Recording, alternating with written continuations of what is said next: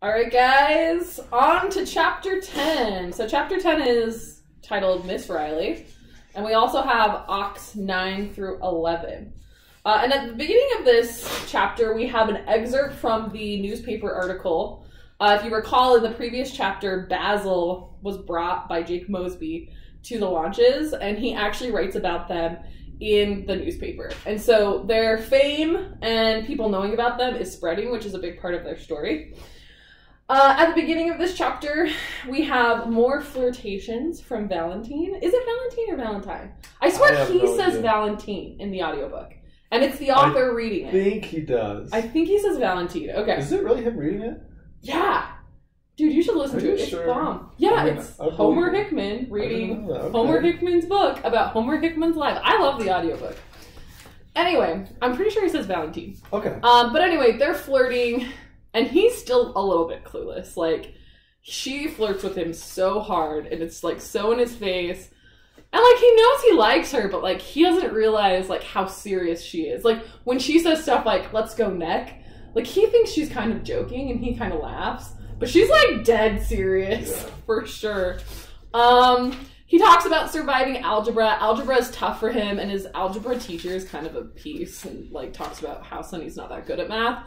And Quentin has a conversation with him where he's like, that's not true. And as we progress through the story, we'll see that he's not only going to do better in all of his math classes, he's going to be exceeding his peers and studying things that they haven't even considered yet. So a lot of talk about girls. I would say probably the biggest thing that happens in this chapter is toward the end, we have a conversation between Sunny and Miss Riley. And basically, Sunny goes to Miss Riley for help because they're starting to reach a point in their rocket building where they really need more than what they have. Yeah. It's like they can only go so far exploring on their own. Yeah. They need a book. They want a rocket book. And for a reminder, Miss Riley is their science teacher. Yeah, yep, she's their teacher. And she's going to kind of be their advocate throughout this whole process. She's already advocated for them with the principal, who felt like their club was stupid and they shouldn't be part of that club. And so she's going to continue to advocate for him. But Sunny approaches Miss Riley and is like, we need a rocket book. And she's like, I'm sorry, Sunny, we don't have anything like that, but I'm going to look for one for you, basically. And so she takes off to try and figure out a book. And they have a kind of deep conversation, too, about why he's building rockets and, you know, why he's so focused on that. That's interesting. We also have them flying 3 different Ox, and they end up getting one of their highest elevations. I believe it's in or altitudes. I believe it's in the 600s.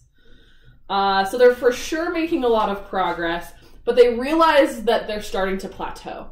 It doesn't matter how they change the casement, they're plateauing, and Quentin realizes it's an issue with fuel. That's one thing I like about this is they start to realize there's different things they need to change, like changing the nozzle, changing like the actual case, like the actual like main fuselage of the rocket, and then changing the fuel. And depending on how so they kind of like Miss Fuller said, they realize like they've kind of made all the improvements as far as like they were wanting to know like what's the best ratio of like diameter versus length for the casement. And so they realize, if we want to improve our rocket, like, we've kind of maxed out this part, we have to start looking at where else we can improve it. Yeah, and that leads us nicely into Chapter 11, which is called Rocket Candy.